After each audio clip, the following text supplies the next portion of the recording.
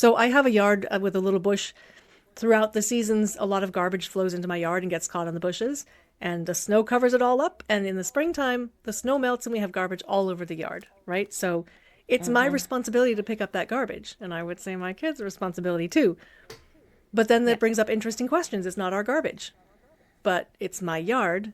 Yes, it is your yard. Yeah. So here in the States, we have ordinances. We have so many ordinances.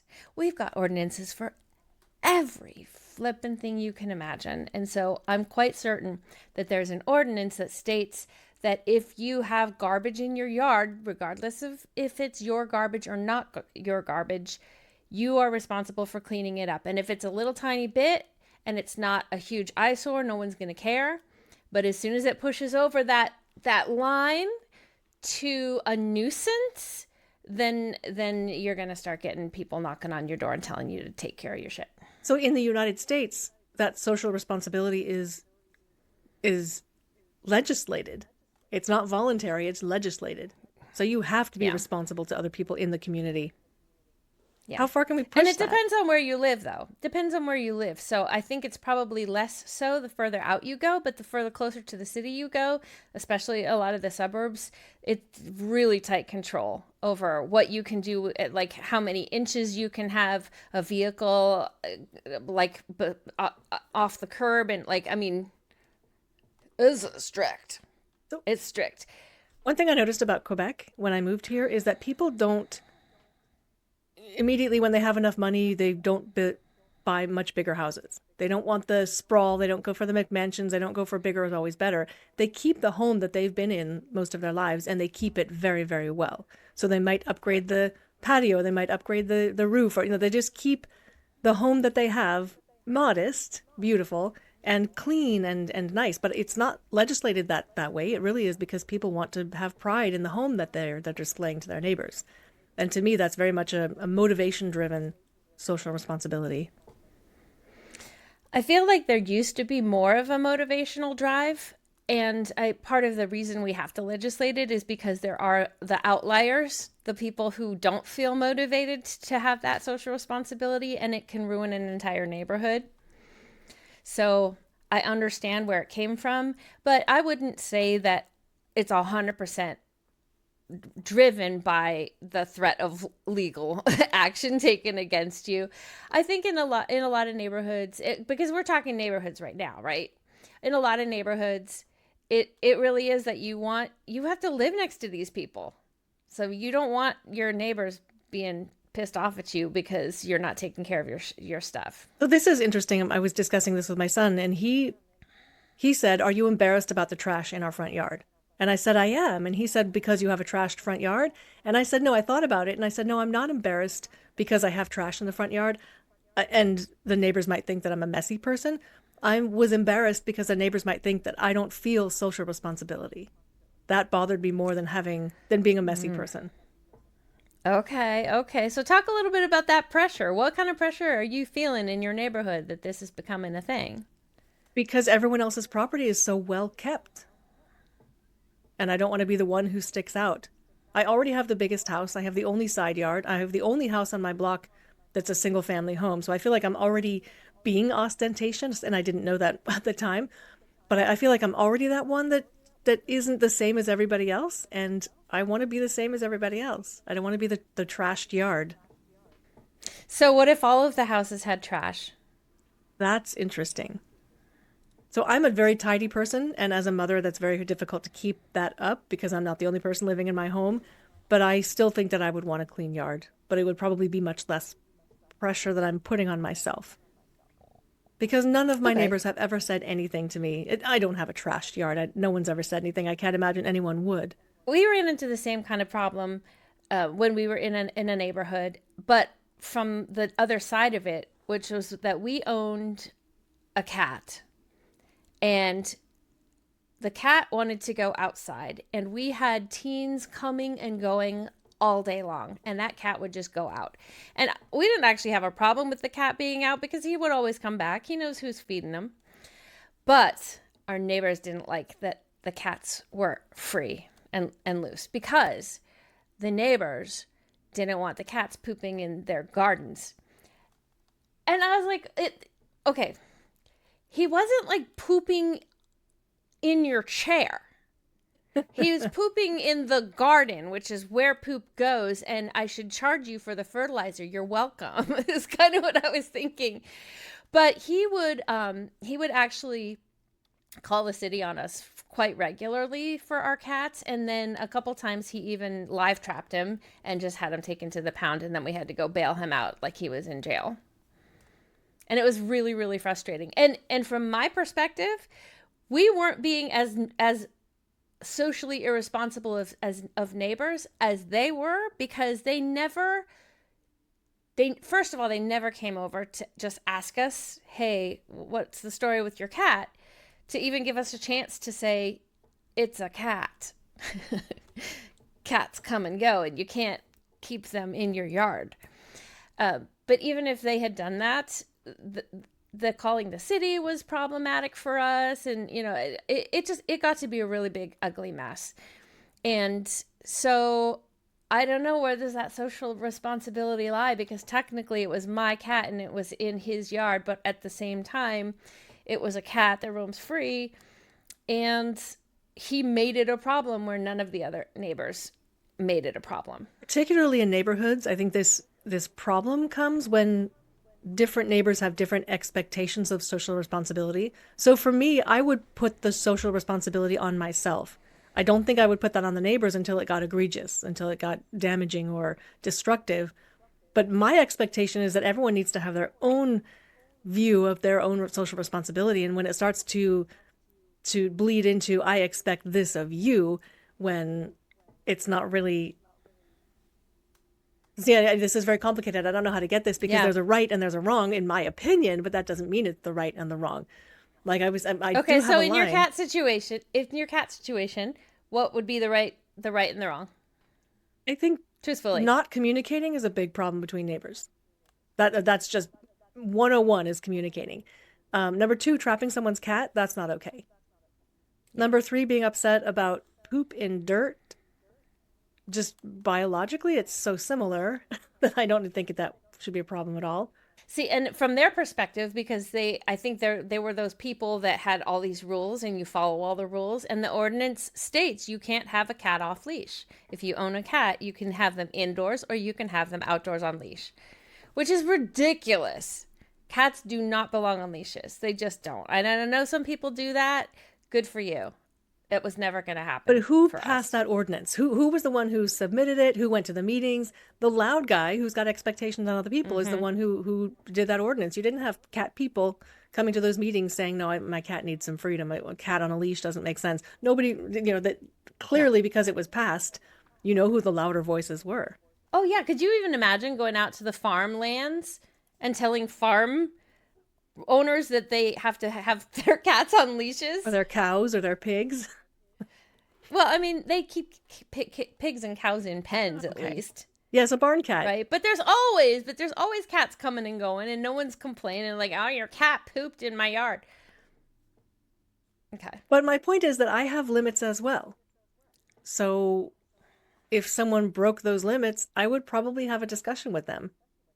So what do you do then when the discussion, you can't come to an agreement on who's responsible for what? I'll give you the answer. It's Lush bath bombs. That's the answer. So my daughter put up shelves in her room the other night, and she's a night person. She's been reverse cycling. She's 20 years old. She's not a baby, but she's reverse cycling. So she started the shelves at 9 o'clock or so. And then 10 o'clock came around, 11 o'clock came around, and she was drilling into the wall that happens to be the one common wall with our neighbors. So I have a Ring camera, maybe 10:45, 11 o'clock ring. And they don't have my text number. So they ring in the house. Probably between the hammering and the drilling, they were probably going to request, don't do that. And I was already in bed, so I didn't pick up the door. I didn't answer the door. But the next day, my daughter went with bath bombs and wrote them an apology note saying, I'm so sorry, I'm 20 and blah, blah, blah, and gave them bath bombs. And it's over. Okay, see, that's so sweet. I was thinking that you were going to say that they were like putting bath bombs in like their bird baths or something A, a untoward. gift, a gesture, an apology, a note. I think that goes so far.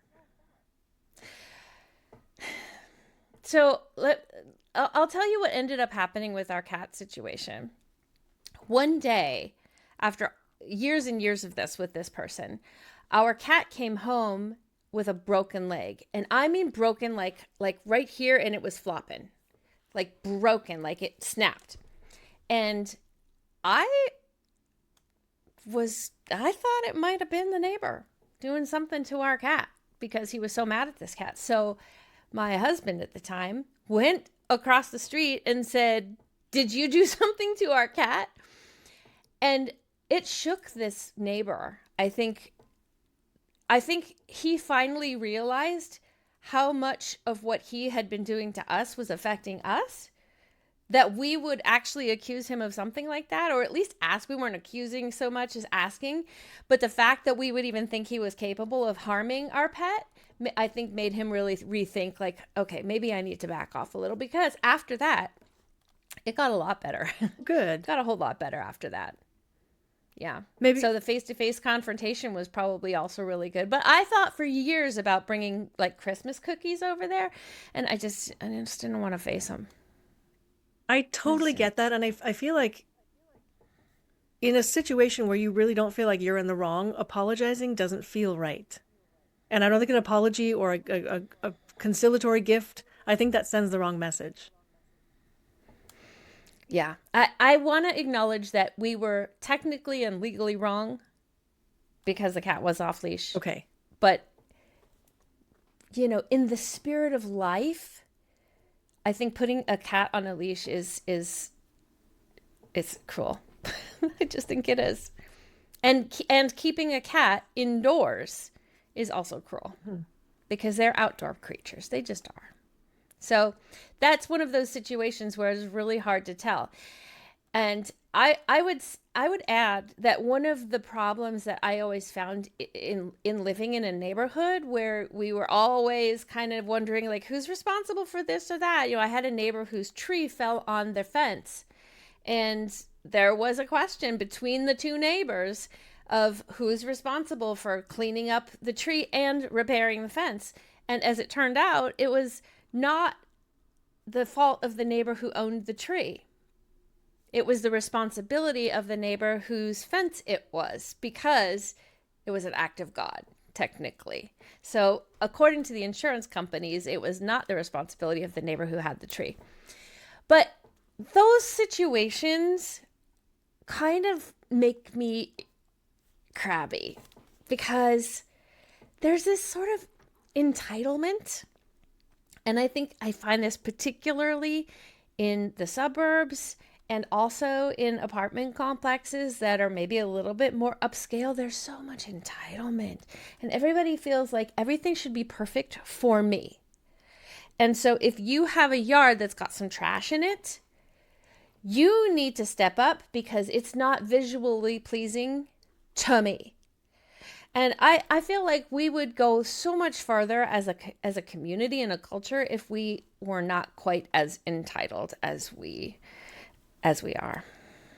There's a TikToker out of New York who makes a whole living on, for me, blah blah blah blah blah. For me, blah blah blah. Like, and every time I hear someone saying "for me," I get that just sounds so entitled and so centering of oneself, which as adults, this is my idea of social responsibility. We can't always center ourselves only. So the very first week that we moved into that house, I saw some neighborhood kids running around on the garage roof. And so I went out there, and they wanted to take off because they didn't realize someone had moved into the house. And they were so nervous that I was about to chew them out. And what I said instead was, you know what? I don't really mind if you run through my yard. I don't mind if you're, climbing the trees. Just be real careful. I said, the roof is kind of a problem because it's really expensive to fix. So I would appreciate it if you didn't do that. But also, we just moved in. What are your names? I want to get to know you. And I feel like that set that set the tone for us living in the neighborhood that we didn't immediately come in as the entitled people who are going to be all in a huff because there are kids playing in my yard. I never want to be that people. I never want to be those people. So we tried really hard not to be entitled. I still try really hard not to be entitled. The older I get, actually, the more I start to see, okay, I see why that is. Is it possible that maybe you're not entitled enough? No. No? Okay. No, I mean, maybe, but no. I definitely have some entitlement concerns. But so right now I'm living in an apartment complex, and there are some really strict rules. These are the same rules that I was to abide by in an apartment complex that I lived in elsewhere 25 years ago. And at that time, those rules were so restrictive to me. Like, you couldn't put your pizza boxes in the garbage room. You had to take them down to the garage and put them in the recycling. I live in a similar situation now. And now I love that I don't have to walk into the garbage room and ever see other people's pizza boxes. So I don't know if that's entitlement or if that's me just growing into starting to understand why some of these rules are in place. But honestly, if there were pizza boxes in there, I wouldn't call the manager and make a big to-do about it. I wouldn't be that person. I think that makes the difference right there, is that you go in and you enjoy the fact that other people are following the rules. You don't expect and get upset when people don't. And that's almost a completely opposite approach. That you're actually enjoying, hey, this is great, not good. You better do this with your pizza boxes. So I want to go back a little bit to the question that you just asked. Is it possible that I'm not entitled enough? And that struck a chord with me because I saw a TikTok not long ago that said, if you are one of these people that's super low maintenance, super easygoing, nothing really bothers you, they said, it's not because you're a chill person who's not entitled. It's because you've been conditioned to expect less. Right. And I was like, oh shit, like what? Like say more. and really the point was that for some of us who really just like nothing really gets under my skin anymore, it's because we were living in situations where we were conditioned that if something got under your skin, it was a you problem, not a me problem. And so I just learned how to just let things roll. Like, I just don't get my fluffers in a fuffer anymore because it didn't do any good, and all it got me was arguments. And so there is a piece of me that kind of maybe wishes that I could feel not entitled, but feel a little bit more deserving of the space that I take up in the world. So I don't want to be the person that's putting pizza boxes in the garbage room. But I'm really glad that the other people don't either. Maybe it's I'm time. Really grateful for that. Maybe it's time in our 50s to get our fluffers in a fuffer a little bit more often. I would love to fluff. So here's my question, because I'm very easygoing. I'm surrounded by 12-year-old boys, and it's great when they're energetic and they break stuff, and it's just fine, and it doesn't bother me. But it genuinely doesn't bother me. So the other day, I let the kids play soccer with a softball in the living room, and I know, but there's not a lot of breakable stuff in there. No. But there was a lamp, $19 at IKEA, the whole plastic bowl. And I came in one day and I thought, that's really weird. And the plastic bowl had a crack with Scotch tape holding it together. And I said, son, did you break the lamp? And he's like, oh, my friends are so scared to tell you. And it really genuinely didn't bother me. It's just a thing, right? I'd rather have the joy and the noise and the kids being happy and comfortable. But was I conditioned to not be bothered by that, or was I genuinely not bothered by that? Because I think that I genuinely don't care. I think people are more important than things. But is that conditioning? What do you think? I think that is conditioning, but I think it's because we were conditioned we were raised so that everything that broke was a huge big deal. And we were in trouble for years if something little broke. Not literally. But I think that we learned that we didn't want to be that for our children when we grew up. So I do think it was conditioning, maybe reverse conditioning, in a sense that we felt that sting. At least I speak for myself. I felt that sting, and I didn't ever want to make my kids feel like the stuff was more important than them. It doesn't mean that I let them just do whatever the hell they wanted. You know, we had boundaries and we had rules, but when you have little kids, stuff's gonna break. Well, And it, unless they were like doing something you've asked them to do 16 times and they're still doing it. Okay, I gotta tell you a story. So my kids loved to play with these little airsoft guns, which shoot like little pellets. They aren't super dangerous, but they'll sting. Like if you got stuck with one of those, it would sting. And they liked to play with those in the house. And I told them not to play with those in the house, because if you play with those in the house, something expensive is going to break. And I kid you not, I go to the grocery store, I come home, and there is my television with a little and a cracks no. all the way out. And I'll be damned if they didn't hit my television with that damned airsoft pellet. So we had some conversations about that. They were no longer allowed because they knew that that was not okay. But I never ever sent them the message that they were less important to me than that television. You know, so for me, the lesson that they had to learn from it was because I wanted them to be better humans in the world, not because I valued the TV more. You wanted them to have social responsibility. Yeah, I did. I do. I still do. Yeah. So I think that's different. That's parenting. And we are 100% responsible for our parenting. We have to parent our children and make them socially responsible. I had an adult friend who used to borrow my car, and her baby broke the cup holder. Like, not a big deal, but it bothers me. And I wonder if it's different because I'm not parenting her child. I don't know. What do you think? What do you think is the difference? I think that's a really healthy way to be bothered. I think it's appropriate to be bothered by that. I think if you were to take them to court and sue them for everything they owned, that would feel like entitlement. See, I didn't even say anything, though. This is the issue. Yeah. So that's right there. That's the boundary that we're talking about today. Yes. Where's that line? Like, would it be okay to say something to them? That's a fluffers in the fuffer situation. It should have been. Or something probably a little more mild than that. Yes, I think it would have been okay for you to even be kind of mad about it. Well, it's not my style, but at least to say something. And there was no, to me, there was no end game. There was no end goal. Like, I'm not going to ask her to replace it. It's really, it like genuinely wasn't that big a deal, but I was irritated by it.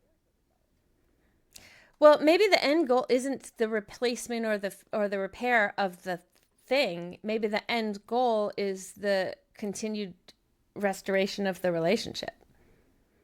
Maybe the end goal of saying something is so that you can let them know that something that they did bothered you and have that opportunity to communicate about it. Damn it. Yeah. Sorry. Because it's not the only thing that I'm irritated at, and that's what it is. That's what it is there are other things in this relationship that made it more likely for me to be upset about the cup holder. That's what it is. Damn it. Because I would just love to sweep all of that under the rug and move on with my life. That's what I find the easier path, but not the right path. Do you want to continue to have a relationship with this person? Yeah. Okay, then it's probably worth a conversation. But you're right, it is a lot easier not to. Right. Right. But if it's still bothering you, sometimes taking that harder path is the better path. Because it's still fluffing your fuffers right now. Right. But if you have that conversation, which would be a hard conversation to have, and you come to some agreement, even just an acknowledgement and an apology, then maybe the relationship you have with them moving forward is going to feel a lot different to both of you, hopefully in a good way. Yeah. I'm learning about myself that maybe I can hold a grudge too long. Girl, I wish I could. Instead of just saying something and getting it out. Because I'm secretly holding, no, it's my grudge. I'm not going to tell you about it. It's mine to hold on to. Yeah. And that's not right. Yeah, I think I would have to say that yes, that is a conditioning that is the opposite of entitlement. It's a not taking up the space that you probably deserve. And I'm so perplexed by people who just do that. They just say what's on their mind and they get it Right. out and then it's over. And then usually people respond pretty well to that. I just it's always been like I am in awe of those people who can just do that and not then spend the next 5 days stewing over if I said the right thing. Did I say or do the right thing, or should I have kept it to myself, or should I have done it? See, here's a All that. lesson that I can learn. I've got a really close friend who's following our podcast. Amazing, great support. Love you. Absolutely.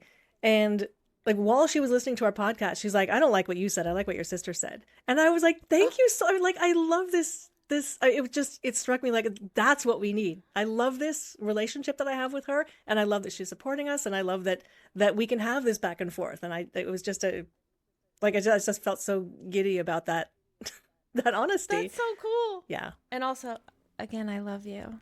Thank you. But Thank see, you for agreeing with me. that's not the relationship that I have with some of my other friends, or one friend, I guess. Because the relationship I have with this friend who was very honest with me, I know I can say anything to her. Yeah. I would never hold a grudge against her. I would tell her. I wish that we could say that we should have that openness with everybody, but I don't really think that that's realistic. I think that different people have different expectations. The relationship is just because of people are different. Expectations have to be different.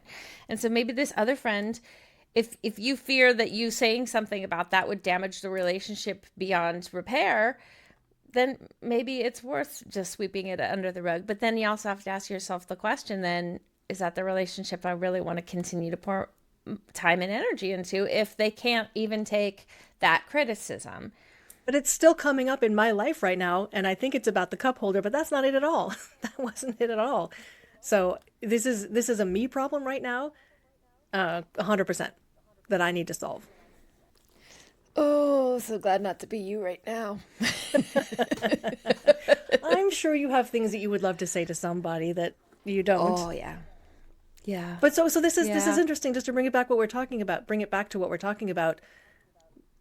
This idea of social responsibility versus entitlement. Where is that line when we want to say something to somebody, or when we want to express ourselves, or be honest with somebody? Is it social responsibility to tell them what we think, or is it entitlement to tell them what we think? I don't think that there's any single line that you can draw.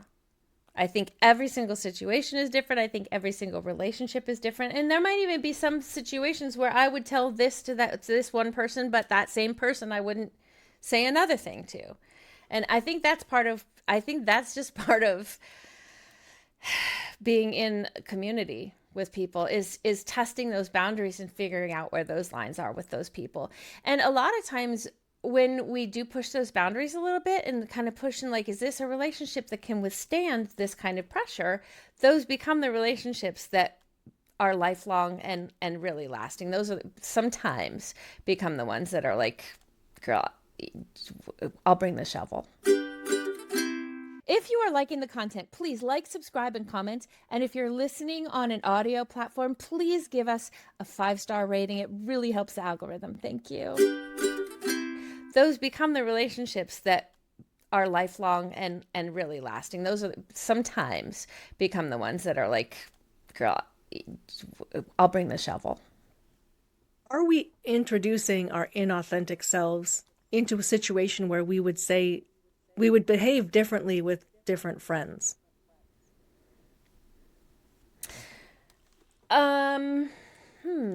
That's a really good question. I want to say no, I don't think so, because I think just by the nature of people being different, we have to, for our own protection. Okay, hold on now. I need to rethink this. I feel safer with different boundaries for different people. Okay. Now you're There going are somewhere else. Continue. Okay, so there are some people who just say what they think no matter what. But those people really rub me wrong sometimes because they don't seem to have any filter and they don't seem to have any regard for what they're saying, how that affects the people that they're saying it to, because they just like whatever they want to say, they say.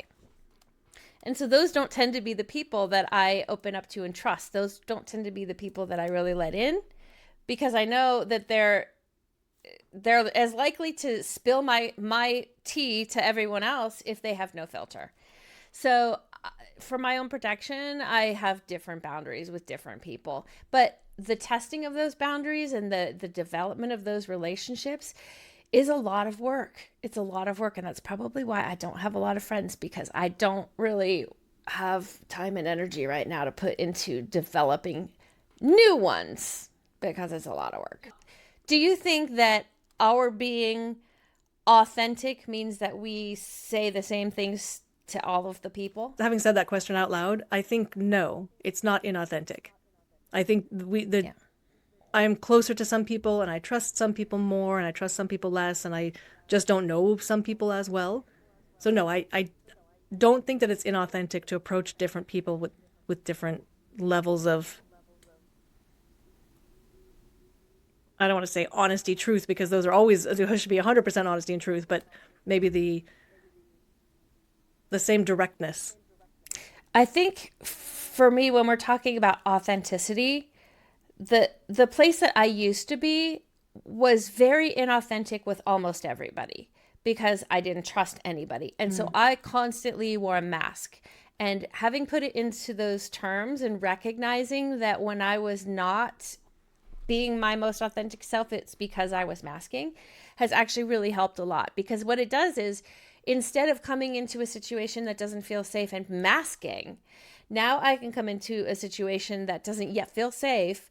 And instead of putting a mask on and being not myself, I can be myself, but with a little bit of reservation, until the people that I'm with kind of cue me that they're safe enough to let that guard down a little bit. So it's not being someone else. It's just not expressing the fullness of my own self. Right. I do that in stages. That's more than fair, given that people have hurt you. It's more than fair. And everybody on the planet has been hurt by somebody. So I think that is it's human nature to protect a little bit of ourselves from being hurt. And I think that that's okay. And I kind of wonder, kind of taking it back to this situation we started with, talking about being in community in a neighborhood. I feel like the legislation has made it so that we've stopped communicating with each other.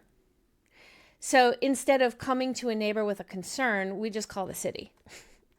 And I think that the social media landscape has also made it that not face-to-faceness has made it easier for us to just be dicks to each other.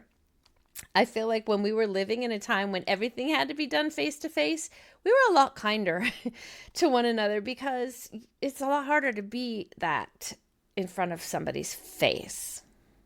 So you're saying that being kind to one another, being more communicative, is because we have to be face to face, and because it would hurt us to be a dick to somebody to their face, but because we have this interface of the Zoom or the computer or the Snapchat or whatever the kids are using, that it's easier to be a dick. So you're sort of implying that being a dick is going to be our baseline or our compulsion. Okay, I don't like that. Yeah. I mean, I kind of am. I mean, not everybody. Like I don't troll online.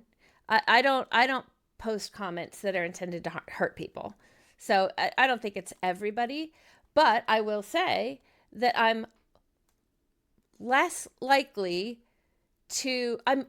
more likely to be kinder and gentler in person, whereas not in person, I'm more likely just to ghost you. Okay, well, that's not... I'm being really honest. That's not confrontational.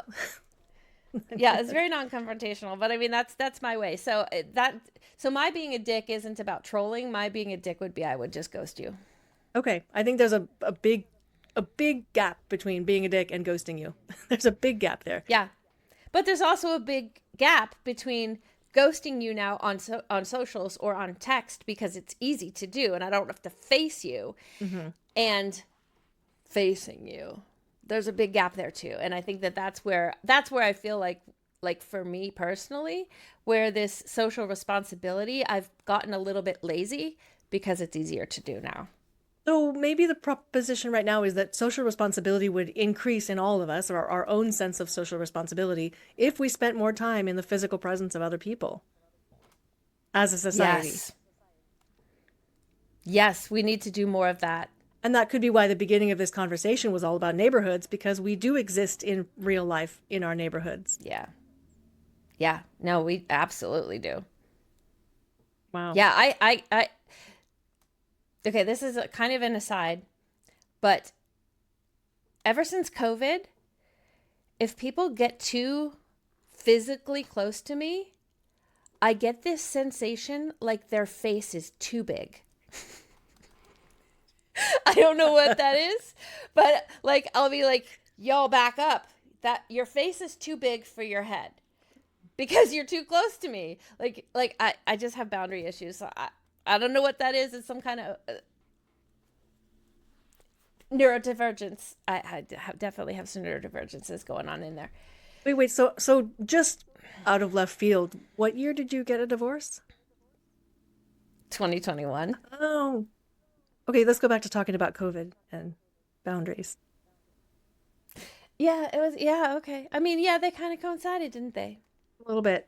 I sort of liked 2020 because I didn't have to be face to face with people, and I sort of liked 2021 because I didn't have to be face to face with my ex, who wasn't my ex yet. Right.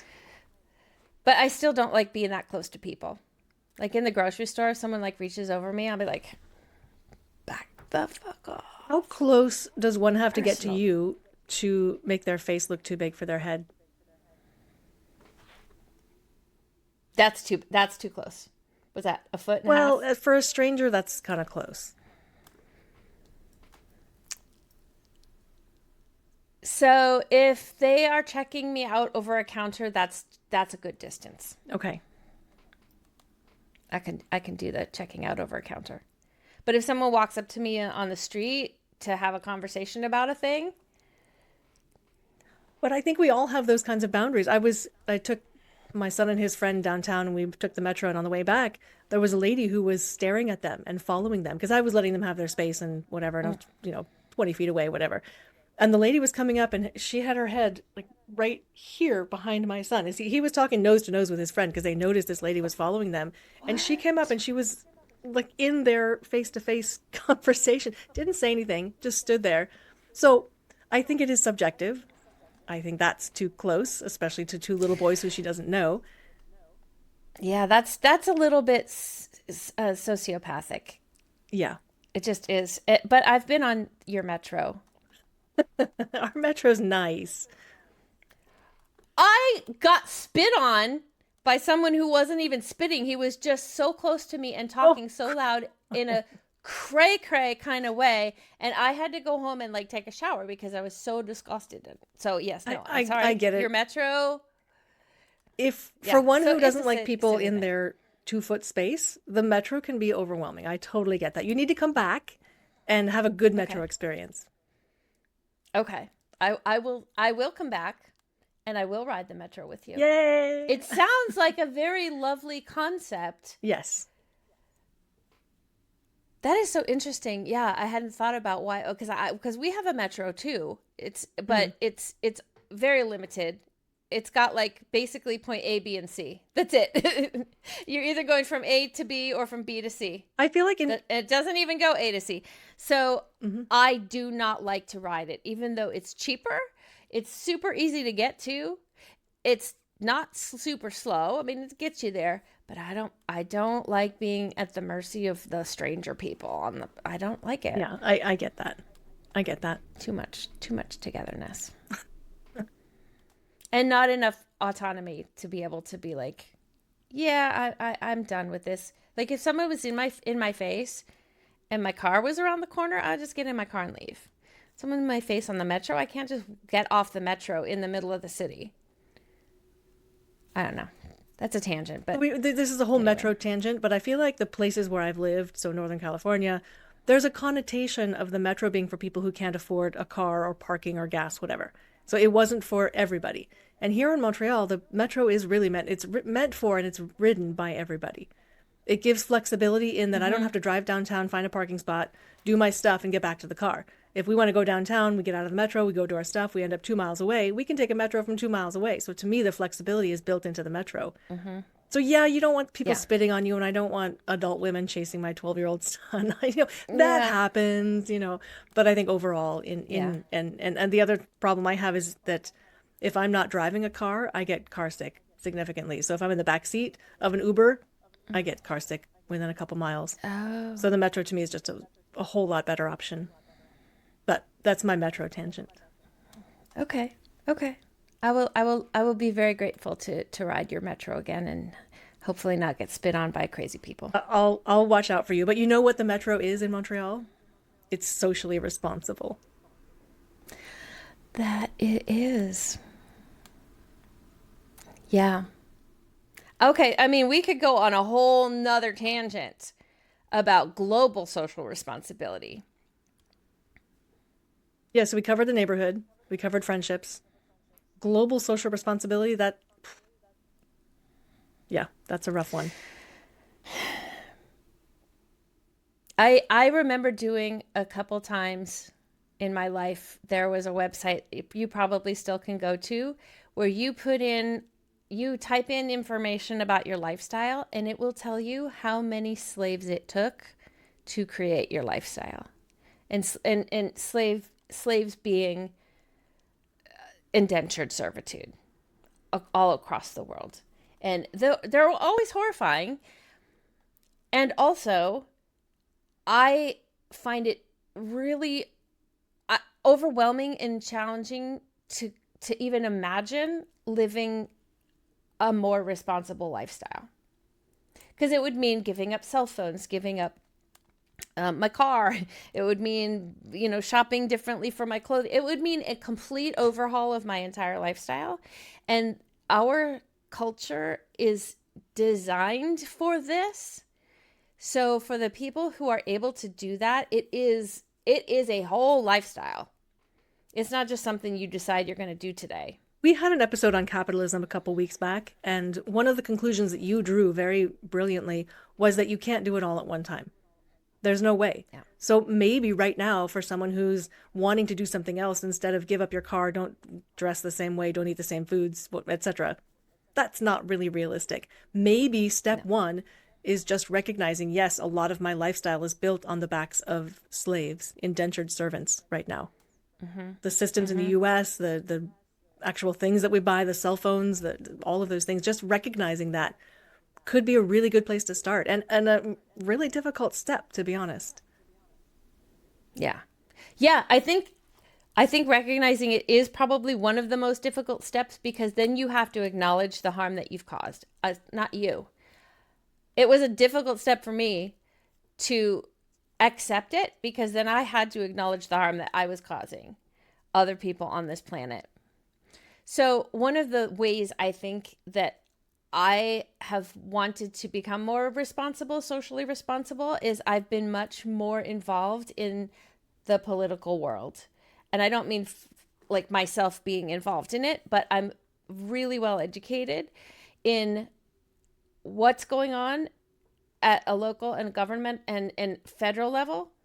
And also, I want to be more responsible about the people that I vote in, because I think that's where we can make a big difference. If we, the people, vote in the right people who can make systemic changes on a global scale, then we can make a difference.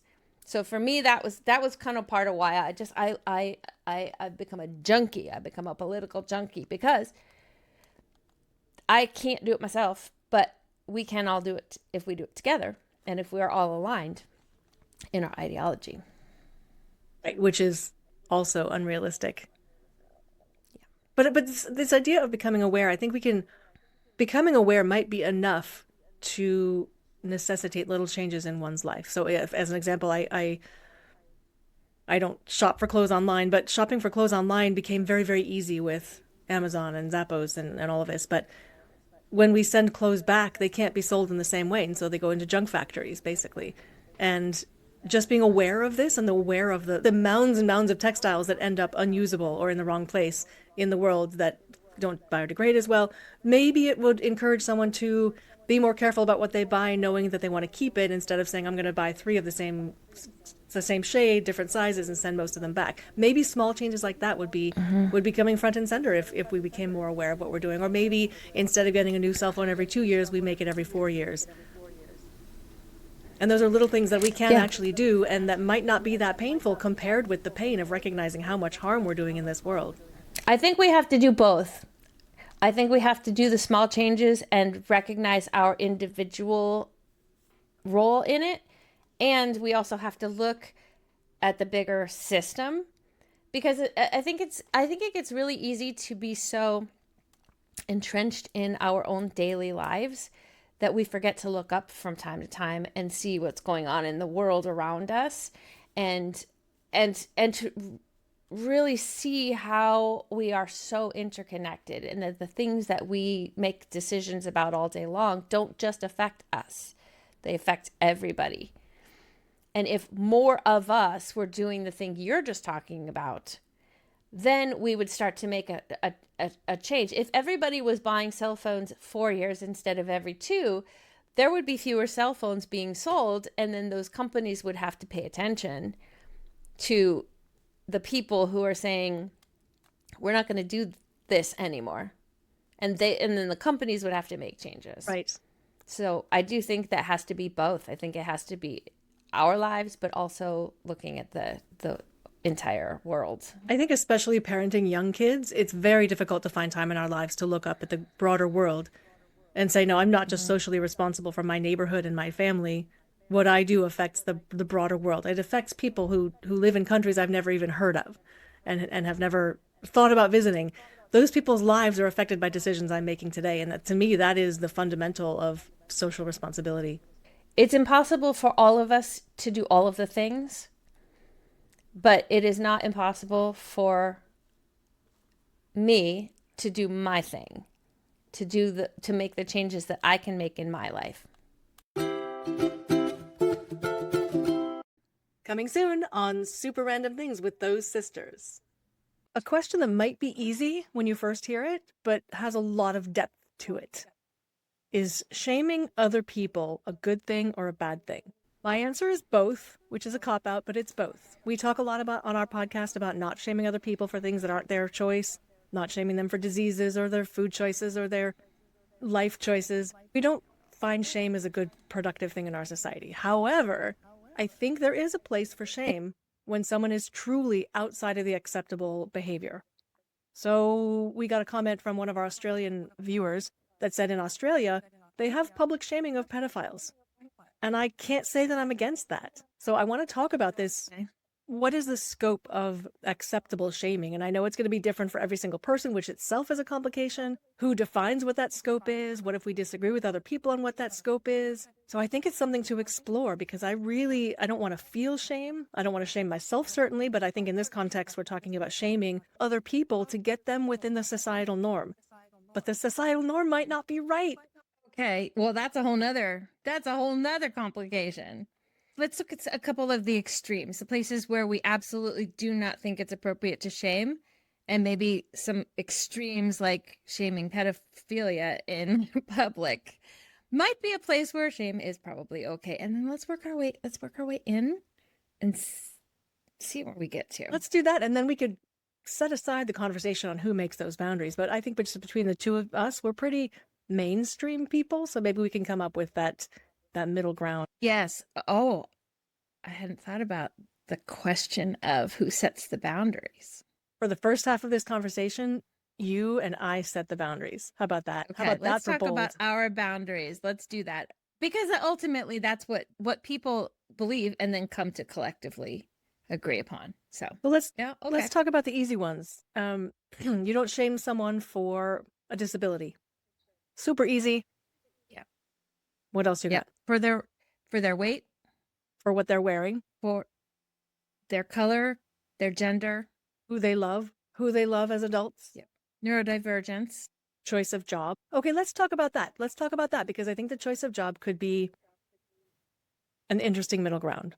Hey, Aslu, do you like your mom's content? I do. Do you like it, Kiwi? I really do. I like my mom's content. It's amazing. Hey, I can subscribe, please. Like and subscribe. I want to go back just briefly to something you said earlier about electing the right people for office. And I think, yes, of course, we need to do that. And we need to do that en masse. To me, one of the bigger issues that muddies the concept of getting the right people into into offices is that truth is so subjective at the moment. So we've been getting a lot of sort of right-wing comments in our social media, and just the factual inaccuracies are staggering to me. Staggering. And I don't mean difference of opinion. I mean actual demonstrable fact. You can Google it. You can go to the library. You can go to places that you trust and see that these facts are not facts. And yet so many people believe untruths, mistruths. I guess I could just call them straight up lies. And therefore, we're never going to pull in the same direction to put the right people in office because people are believing lies. So this is an aside, but I find this so fascinating. So I follow Heather Cox Richardson, and she was saying that what has happened in Hungary is shaking the Republican Party to the core, but not just because Viktor Orban was voted out, but because of the response of the incoming party, where the incoming party is not saying to Viktor Orban's cabinet, okay, we got that guy out. Now we need to work together to figure out, how we're going to move forward. No, they are saying, we do not recognize you as a legitimate governing body, period, straight up. So y'all have to go because you have not earned the privilege to be here. And she was suggesting that not that we would do that as in the States, but that we could do that once we oust the head person, we could then say we no longer recognize MAGA as a legitimate governing body. Right. And then and it's fascinating to me because she thinks that one of the problems why we're in the situation that we're in right now is because Biden decided not to say that to them. He decided to go old school and be like, okay, well, we got to figure out how to work together. And they weren't interested in working together at all. Had he come in, he wouldn't have because he's Biden. But had the next person come in and said, these first 4 years of MAGA governing, we don't recognize you as a legitimate governing body, it would have forced the Republican Party to reinvent itself aside from MAGA. And we might be in a different position than we're in right now. It's a great point. It's a great point. I just look at the MAGA movement and compare that to minimum requirements for social responsibility, and that there's just nothing there. I honestly can't name one thing that's socially responsible of the fringe right wing. They would say that they have all kinds of socially responsible things, but they're very harmful. They're socially responsible in uplifting a very small segment of the population at the expense of everybody else. I would not consider that socially responsible. Just like the guy who broke your cat's arm. He thought it was the good thing to do, and then he's like, oh, what did I just do? It's exactly the same. Yeah. Yes. And maybe that's what we have to do moving forward is to get the people who think they're socially responsible, but who are actually causing great harm, to start to open up their eyes a little bit to the harm that they're doing. Even harm to themselves. I don't think that they ever will, though. If I'm being real honest, I don't think that they ever will come around. I think we have to step over them and move forward without them. That's what I really think. And so when I talk about putting the right people in place in the American government, I'm not talking about putting Democrats back in power. No.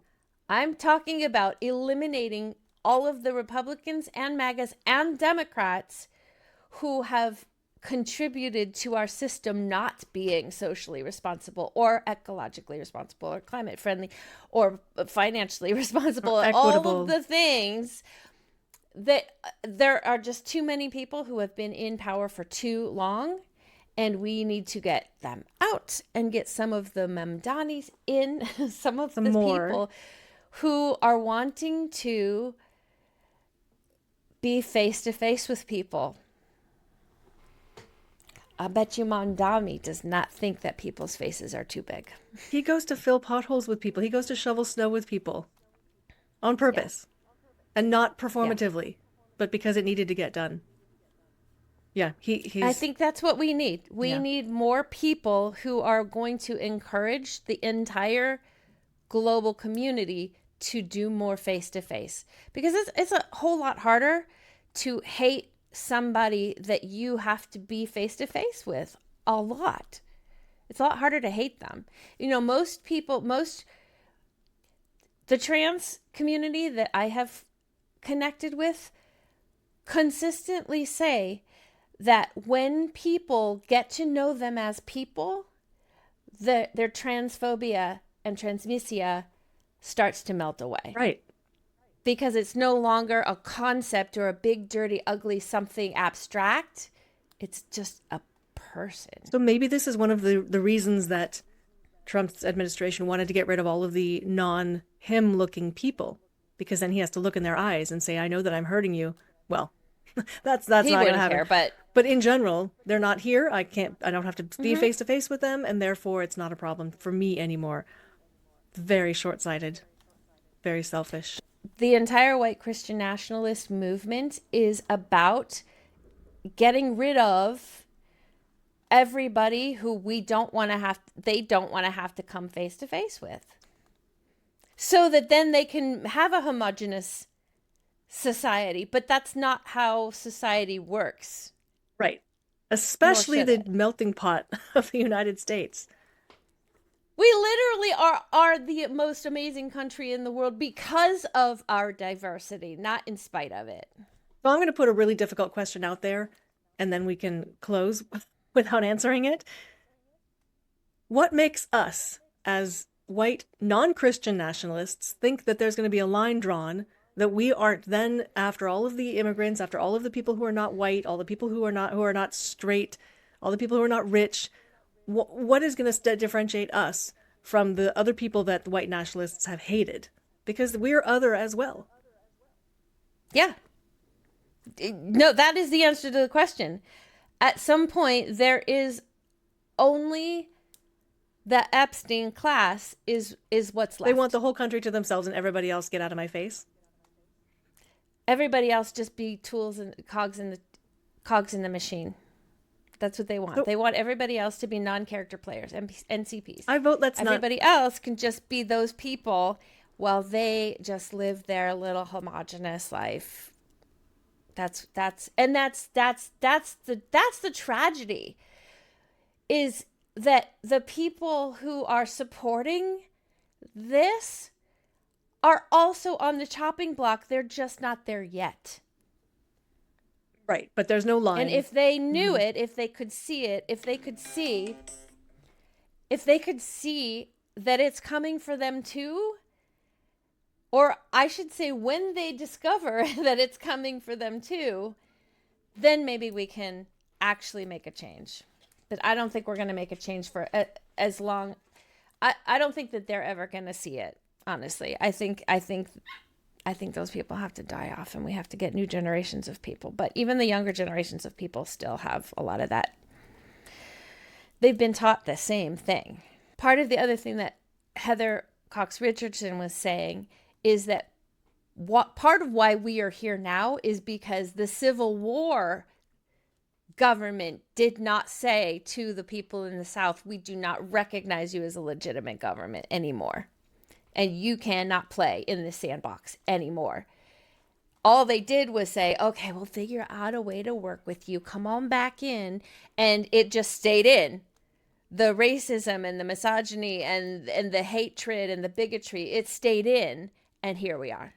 Had they ousted those people back then and made that pariah behavior, maybe we would be in a different, maybe we would have built a different country than the one we ended up building. Going to be interesting to watch what happens. But in the meantime, we can hang on to our own sense of social responsibility. That's really where we have to start.